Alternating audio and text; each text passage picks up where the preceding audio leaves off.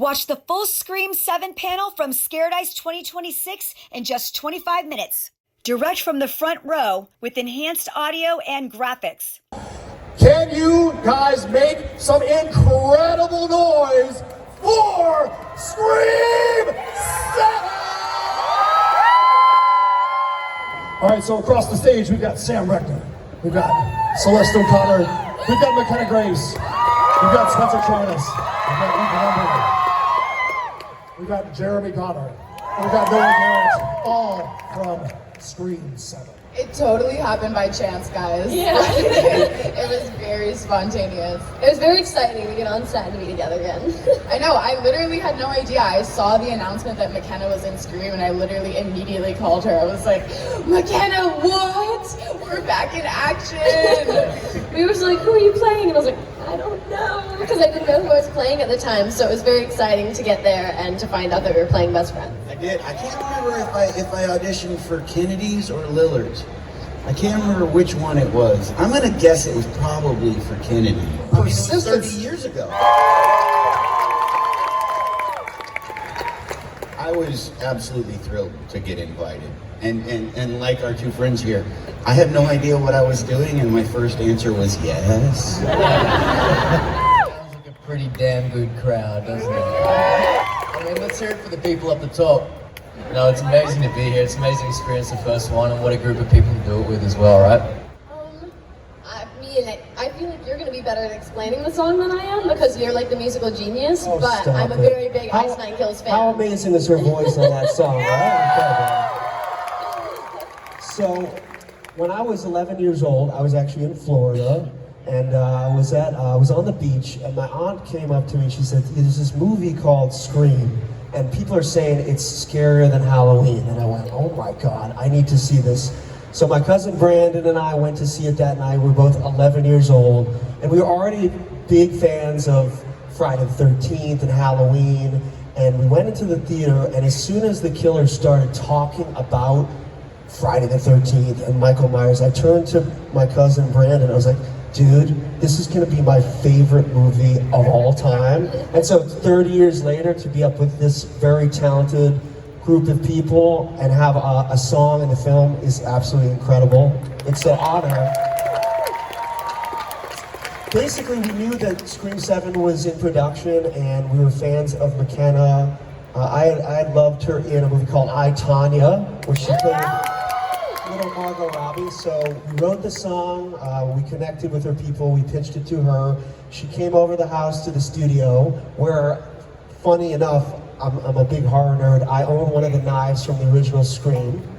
So she came over and she absolutely nailed it. Beautiful voice, and we worked on some lyrics with you, and it was incredible. And I'm so honored that they used it in the movie. I'm just incredibly honored to be here. We're very happy that Kevin likes it. Yes. Well, thank you very much. So for Scream 7, I was brought in to be the fight coordinator, so I was in charge of designing the fight sequences themselves. So what you saw in the movie, Kevin is an incredible writer himself, doing the Vampire series as well as the Scream series itself. But for the most part, he had an idea of what he was looking for. But Kevin is such a team player that he really allows his departments to be able to figure out their side of things, and he's just such a team player, so it was really easy to be able to send ideas his way, collaborate and all that. But we had a lot of fun doing something called previs, where we would shoot the action ahead of time and then from there be able to get things greenlit or not. And so yeah, that's kind of how we ran things, is we would just shoot it ahead of time, see if Kevin was about it, and then we would move forward with the action to make sure it matched the tone of the script. For me, I got called about a week before shooting, and they were looking for a specific body structure for Ghostface. And so having specific structure. But yeah, so Noah and Jennifer Badger was the stunt coordinator they called, and she says, I have a week for you. We'll bring you in. If Kevin likes you, we'll go forward for a couple of months. If not, then we'll move on. And so it was kind of a big shoe to try to step into, to make sure I did everything like they wanted it to look. But Jennifer Badger, who was the stunt coordinator, and Noah had a really good sense of what he was looking for, let me know. I watched all the screams immediately right before I went in, just to take notes on the progression of the different Ghostfaces as they progress. They're a little different if you watch the movies 1 through 6. And so I kind of got with them and got with Kevin and asked what they were looking for, what were the callbacks, what were the intents, and then just tried to fulfill that idea. Sometimes I would do stuff in the suit and they would go, "Don't ever do that again. That doesn't look right at all." And then sometimes you just hit it and it works. So I had a blast doing it. When I saw the edit, it all came together really well. Had fun. So. You guys did a great job. Thank you. Thank you. Also, Spencer was really nice enough to call me out to the Ghostface you see in the Iceland Kills video is also me, and I got to go play and do it. It was an amazing experience. We always love having cameos in our videos. If you've seen ones in the past, we have the very talented Matt Lillard in our video for Laugh Track, where he plays himself, and it segued perfectly into the Twisting the Knife video. We had David Arquette, playing himself, directing the Twisting the Knife video, and we had, of course, the backbone of Ghostface, Roger L. Jackson, doing the voice. And then we had another interesting cameo in the video. Probably a lot of you guys are too young to know who the Jerky Boys are, but in the 90s, the Jerky Boys were the kings of prank phone calls, and they had all these different characters, and I thought, wow, wouldn't it be so amazing if we got the Jerky Boys on the phone with Ghostface? So I love that you love that. So Johnny Brennan, right, you get it. It's a metaphor, Ethan. So we got the guy that plays and created the Jerky Boys. His character, one of his famous characters, is Frank Rizzo, and he's also Mort Goldman on Family Guy. And just getting those two guys together and the synergy on set, and they were amazing. And David Arquette, who's such a great actor and a great improviser, he came up with the line, Johnny asked him, why are you directing this video? And David goes, "Because I'm a huge fan of 9-inch Kills." And I was like, okay, we're keeping that. And that was just an amazing experience. And McKenna, you were amazing in it. You want to talk a little bit about it? Say hello. Hi. It was very fun getting to work with Jeremy again in his little green suit. It was fun because yes, he played Ghostface, but also I was wearing very high heels, and I got to set and they had these like scary stairs that I had to walk down that were knives, and so Jeremy gets in like this tight green suit and helps me down the stairs all day. It was great. And I did not wear high heels in the video, if you look closely. Are you talking about Dingbar? The drummer of Iceland Kills, Michael Cortada. How is it that he was the one who got the short straw that got to punch out Dingbar? Well, a very talented special effects makeup artist who worked on the video, Christopher Nelson. He introduced us to Dingbar.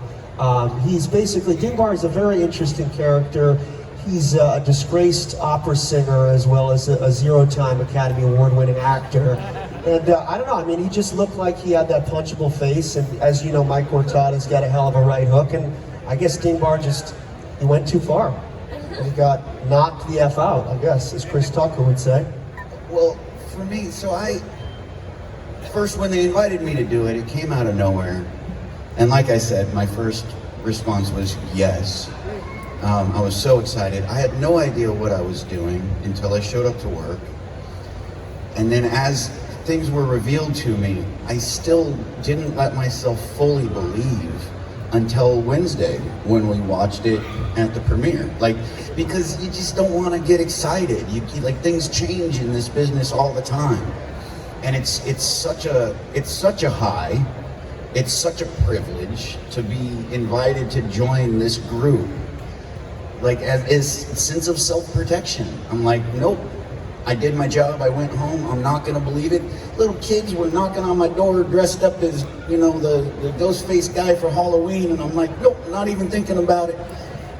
And then on Wednesday, I got to see it, and it's like everything is just more and more surreal. It's really quite a treat. I've been watching this guy's movie since I was a little kid. Empire Records, Can't Hardly Wait, That Thing You Do. So to be up here with you, buddy, is an honor. Personally, I love doubles candy. She told me her dad showed her devil's candy. Maybe that's a little more obscure. Like, I mean, there might be more Satanists in this room than I think. I'm thrilled. It's so exciting to be a part of such an iconic franchise, and as like, you know, a young artist, like I don't get the opportunity to like, you know, be in these spaces so often, and so it feels really, really special, and it's like such an honor. So I'm just happy to be here with all of you guys. Yeah, and it's what, 30 years of history as well, and to see how many people come out and are excited by this franchise, it's so meaningful and impactful for us. So with what Ethan was saying as well, it's you don't know how things are just going to chop and change constantly, and you don't know what the end product's going to be until you see it on that Wednesday, on that Thursday. So when it comes out, you know, just over the weekend, it's like it's hard to know what to talk about, hard to know how to talk about the film, because we don't want to give things away. But yeah, as Ethan says, it's super exciting, but I don't want to put that energy and that excitement out in a way that's not revealing anything. So yeah, cool. A 30-year Scream reunion, a 15-year Scream 4 reunion, and the debut of Scream 7 all happening at the same time.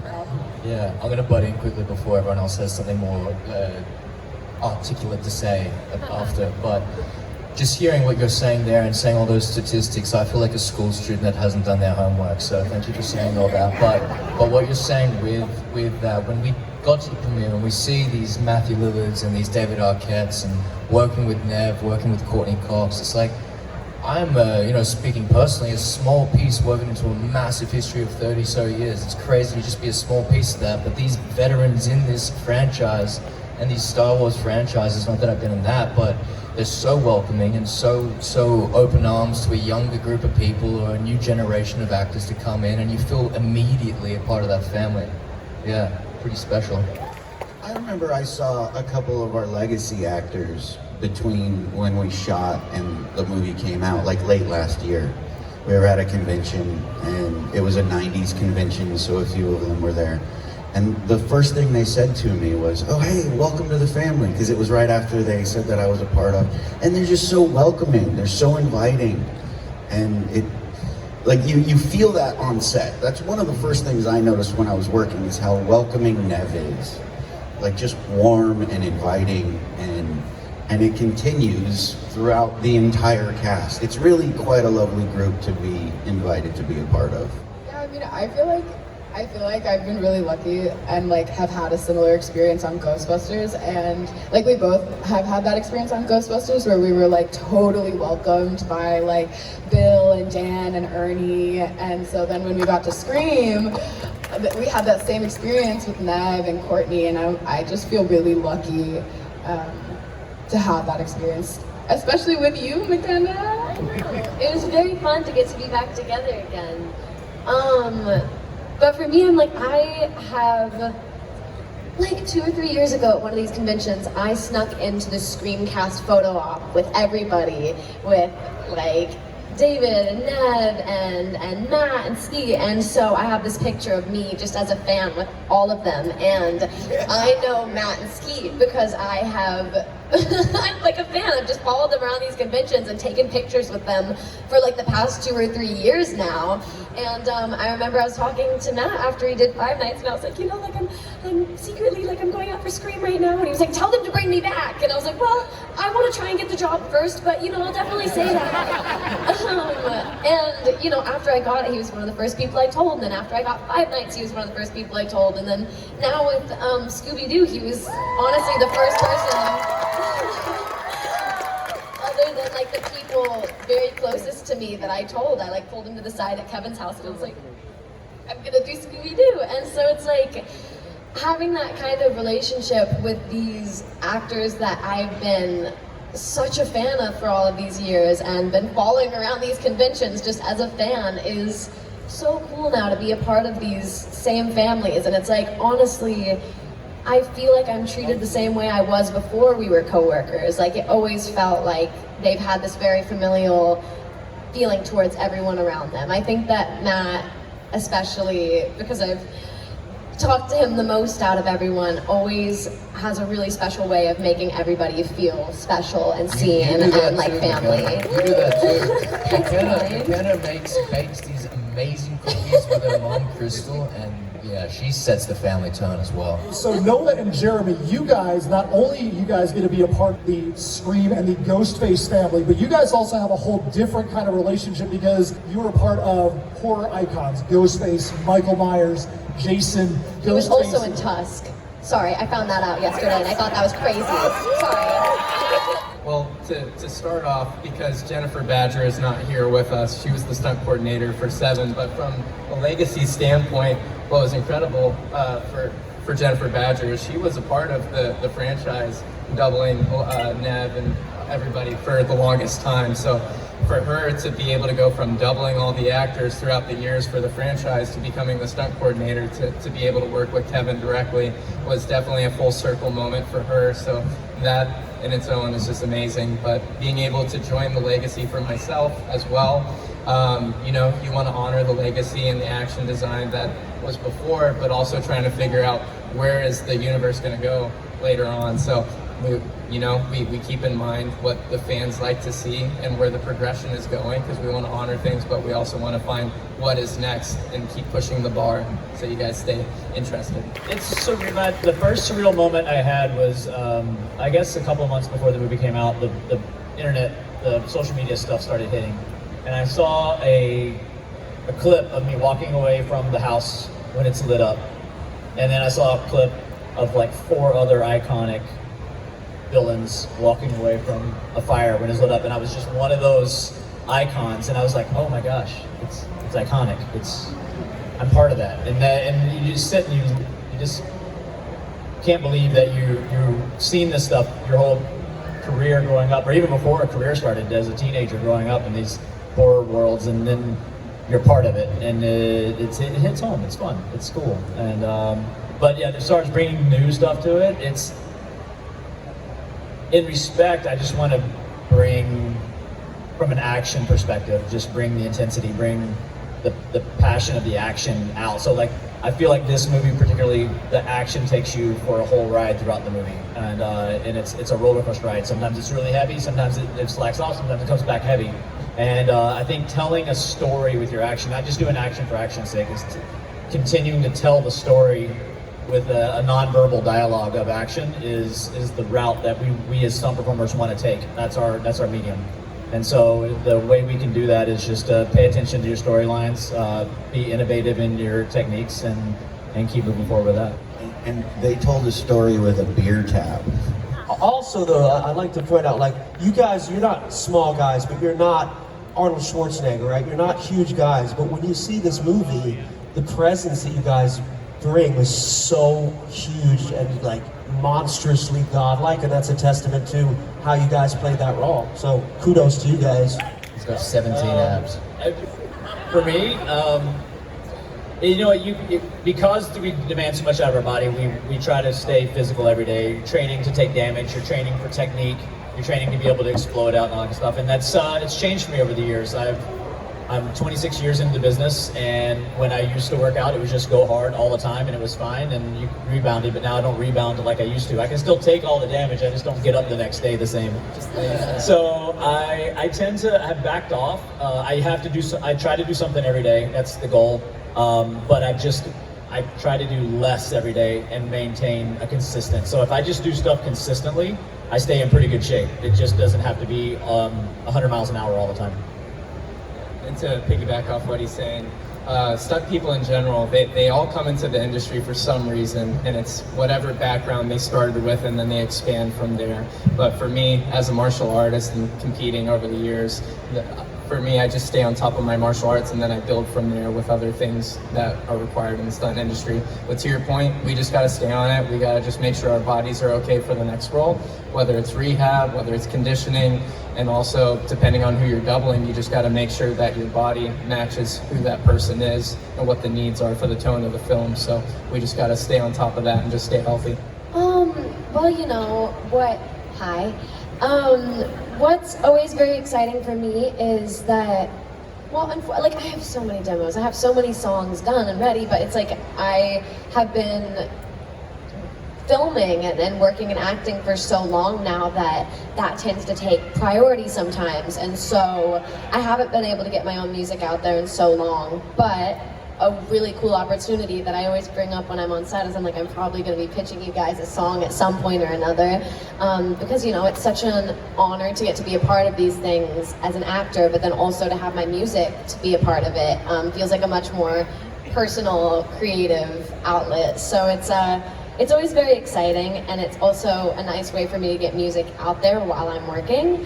And the first time I did this was with Ghostbusters, was the first song I ever released. I did the end credits, which was crazy. And then I did about 3 songs for this independent film I did a while ago called What We Hide. And then, I hadn't done anything like that with, another band or artist, much less a band and artist that I'm such a big fan of. So not only getting to do something for Scream was insane as an actor, then also putting music in it, then also working with somebody that I'm think is so cool. So it's crazy to me. Oh man, that's an impossible answer. Because the invite is where it's at. It's just being invited. Because when I read it, I immediately fell in love with it, because to me, the thing that makes this so special, it's a lot like what you were saying. It's self-aware. It knows that it's a film, but it takes it seriously at the same time. It doesn't know that it's a film, but it's aware of the tropes of horror filmmaking. It's self-aware. It's meta. And when I first saw it, when I first read it, that immediately stood out. And of course, the people involved in the original. I'm an originalist. That thing is incredible. It's a great film. I'm just stoked to be here. For all of us? Excluding the Drew, but you can't really top the Drew Barrymore kill. That's one of the most iconic kills in cinema history. What about the Dewey kill? That was pretty. That fucking hurt, man. If you say that's your favorite, then that's messed up. That shit fucking hurt. Sorry, David. Other than that one, I'm a big Rose McGowan fan, and I like when Ghostface or any killer uses something that's not a weapon and makes it a force of death. And the idea of someone dying by trying to crawl through a doggy door in a garage is so twistedly brilliant that probably that's my favorite kill other than Drew. And there's one in the new one that might be in my top 3 actually. So there's 3 in the new one. They're insane. Spoiler alert, there are kills in Scream 7. Just want to put that out there. I'm going to say that it's in 6 when he comes up behind the guy trying to get in the car and he just pops him in the neck real fast. It reminded me of Troy with Brad Pitt when he does the big dude at the beginning and he just runs up and pow. And I was it's pretty, the subtleness of it. Was that the first kill in 6? Yeah. Yeah, that was the car? my favorite too. Yeah. He pops him in the neck, the guy falls down. He hits him a couple of times after that, but that first shot to the neck, you just don't see it coming. It's quick, it's fast, it's efficient. Quick and sexy. I thought that the kill, it's either in 5 or 6 whenever she's climbing across the ladder and her stomach is cut. That grossed me out so bad. I thought it was going to end a lot worse than it did, and I was like, okay, I guess I'm glad that she fell off instead of it ending up worse. But also what got me was it's either in the beginning of 5 or 6, you're following the killer and he goes and gets Samara Weaving, which was a great kill, but then it's you think you're following Ghostface and then he takes off his mask and then he gets killed. And I thought that was very fun and genius. Dinners. A lot of initiations. Dinners. That was the sweetest. She was take my number if you ever need anything. Well, we went to a 70s, 80s disco kind of bar one night. Remember that? Yeah. So I was a rookie. I was the new kid at school. And they were very welcoming. I didn't eat lunch alone, It was really nice. The original has to be. Yeah. Agreed. OG. Everybody's gonna say the original. You gotta pick one other than the original. Other than 1 and 7. Because everybody's gonna pick the original. It was just so good. I liked 3 with Courtney Cox's little micro bangs. Yes, the bangs, that's right. The micro bangs. That's right. They look like Mark in Empire Records, like a real show. There was a darkness to part 4 that I think was like underrated and overlooked. The disemboweling scene in the room, pretty cool. Maybe I am. No spoilers, you said, right? Oh, Samuel Jackson. Will Ferrell. Wait, you know Will Ferrell? He's my neighbor. Dude. Maybe if someone from this, like who's at this con, an actor from this con, I would say Rowan. Shout out to my boy Rowan. Rowan's awesome, yes. He was amazing at Halloween Ends and Silent Night, Deadly Night. He'd be awesome. Yeah, do you guys know, Ty Simpkins? He'd be great. Iron Man. I would have to bring in Catherine Newton from Freaky. I can't think of a specific cast member, but I have had a recent fantasy where Scream 8 is actually a stab movie. Like the whole movie it's just stab. If you like the video, please like and subscribe.